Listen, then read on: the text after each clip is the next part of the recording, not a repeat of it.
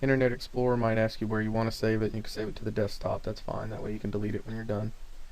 It'll take just a moment to download depending on your internet connection. Alright, now that that's done downloading, we can double click it to open it. Or in Internet Explorer, it might just give you the option to open. And it's asking, are you sure you want to run this file? Yes, we want to run it. Just click next. I accept the terms and license agreement. Click next. It's just a default place it's going to install. You might take note of that. Lexmark / drivers.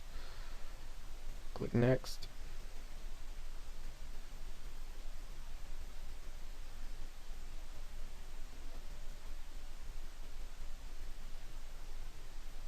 Now the printer wizard is going to pop up, and we're going to click on local printer. Even though this printer is connected via the network, it is not a network printer because it's not on a server and it is not hosted on another computer, so it is considered a local printer. And then we're going to create a printer port, and the port we're going to create is a TCP/IP port. Click next. And you should have the IP address of your copier if you're setting this up.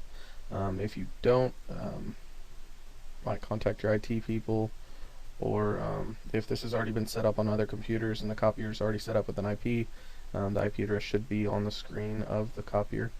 Our IP we're working with is 192.168.1.66, and go ahead and click next. And we're going to click on Have Disk since we downloaded the driver. And this little box tells us where the driver is located. See Lexmark drivers, System XL32 Vista / drivers, yada yada yada. So we're going to basically follow that. You just click on Computer, go to C, and we're going to go to Lexmark, go to Drivers, System XL32 drivers. Print. It's pretty much the only place you can go. In the language folder,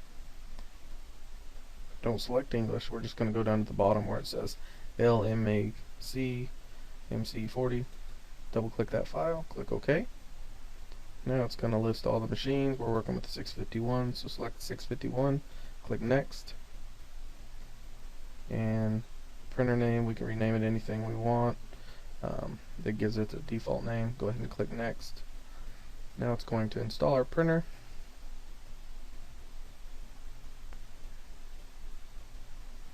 Then it's going to ask you if you want to share the printer. We don't want to share it, just click next. And then we can print a test page. Test page has been sent to your printer. Just to verify, you can go to the printer and check that it actually did print out. Click finish. And that's it. We're done with setting up a print driver for a Lexmark copier.